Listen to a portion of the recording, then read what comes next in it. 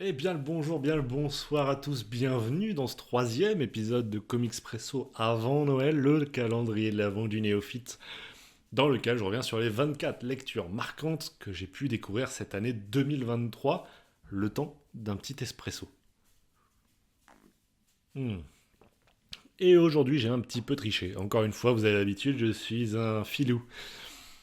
J'ai pas vraiment choisi une lecture marquante en soi, d'une part, vous allez le voir, mais surtout, c'est une série qui a commencé en 2022, que j'ai continué en 2023. Je m'étais interdit de le faire, notamment pour Invincible, tout simplement parce que j'en ai beaucoup trop parlé sur la chaîne déjà.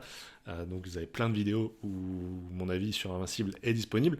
Mais je l'ai quand même fait pour un autre récit de Delcourt, un autre récit de super-héros, un nouvel univers qui se met en place, celui de Radiant Black. Alors oui, je sais, Radiant Black, vous allez vous dire, mais vraiment, à ce point, vous allez voir qu'il y a des récits dans ce top qui sont cultissimes par rapport à Radiant Black. Radiant Black, c'est tout nouveau, c'est tout neuf, et c'est surtout pas du tout exemple de défaut. Alors pourquoi est-ce que c'est aussi important pour moi? Déjà, au niveau de l'histoire. L'histoire, c'est celle donc d'un personnage qui va découvrir une tenue qui va lui donner des super pouvoirs, celui du Radiant Black, donc qui est ce personnage-ci, voilà. C'est pas sans rappeler les Power Rangers au niveau du look, on est d'accord.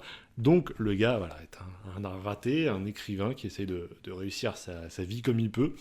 Ouais, ça marche pas trop, hein. Il se retrouve même à devoir réemménager chez ses parents, etc. Et c'est en remettant les pieds dans la ville de son enfance qu'il va tomber sur cet objet, cet artefact qui va lui transmettre les pouvoirs du Radiant.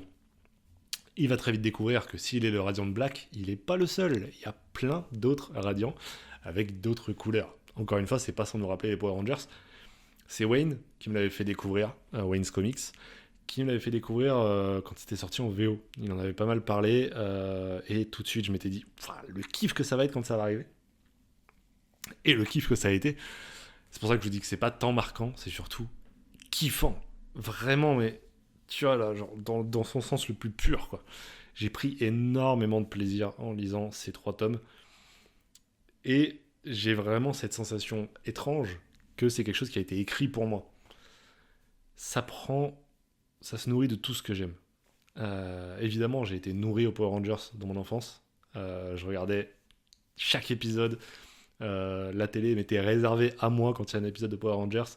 Toutes mes figurines articulées dans lesquelles je m'amusais, c'était du Power Rangers. C'est vraiment le truc hyper important dans ma vie à cette époque-là, que finalement j'ai délaissé petit à petit parce que tu te rends compte des défauts de la série. Mais en comics, d'une part, j'ai toujours pas lu Power Rangers, mais surtout j'ai découvert Radiant Black. Et il y a ce point-là déjà. Ensuite, il y a un aspect très Japon, je trouve, très nippon dans le dessin. On est clairement sur une esthétique manga, je trouve, au niveau des personnages. J'essaye de vous en trouver, mais vous avez vraiment les coupes qui te font totalement penser Voilà, regarde. Tac. Tu vois, ça coupe là, je trouve que ça fait très Japon, mais avec des dessins hyper numériques. Ce qui, encore une fois, n'est pas pour me déplaire. Donc voilà, il y a tout ça qui fait que on est peut-être sur un truc qui pouvait me plaire. Donc le truc, je sens que c'est fait pour moi. Mais alors pourquoi je vous dis que c'est pas exemple de défaut? Parce que ça a les défauts de ses qualités, c'est une phrase que j'aime beaucoup. C'est-à-dire que cette qualité qui était que c'était fait pour moi et si j'avais dû écrire un bouquin, je pense qu'il y a beaucoup d'éléments de Radiant Black qui seraient dedans aussi. Mais du coup, ça devient assez prévisible. T'es pas sur la grosse surprise, il n'y a pas des cliffhangers de ouf, il n'y a pas du suspense, etc. J'attends vraiment ça des prochains tomes, c'est-à-dire qu'on nous surprenne réellement. Donc, c'est là-dessus un petit peu décevant. Et surtout, c'est pas très. Il y a des hauts et il y a des bas, quoi. Il y a des moments où tu vas vraiment prendre plein la gueule et c'est incroyable comme bouquin. Et je le pense vraiment. Et d'autres fois où c'est un peu plus plat. Et dans ce cas-là, tu te fais presque un peu chier. Mais niveau dessin, au pire des cas, t'en prends plein les mirettes, les scènes d'action, moi je les trouve juste exceptionnelles. Je trouve ça vraiment trop beau en fait. Le dessin numérique a tellement sa place ici. J'essaie de vous trouver un énorme fight, mais regardez dans tous les cas les dessins, la couleur, gros taf au niveau de la couleur, avec ces lumières qui marchent super bien, les oppositions sont folles.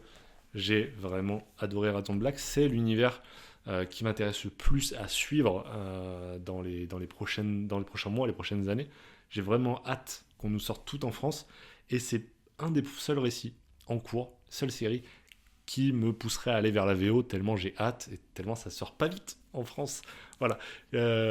Juste avant de vous quitter, j'ai une petite question pour vous. Dites-moi dans quel contexte est-ce que vous consommez ces vidéos-là. Vous voyez que celle-ci, elle sort un peu tard. Et j'aimerais savoir dans quel contexte vous les suivez. Est-ce que vous regardez la vidéo? Est-ce que vous écoutez juste le son?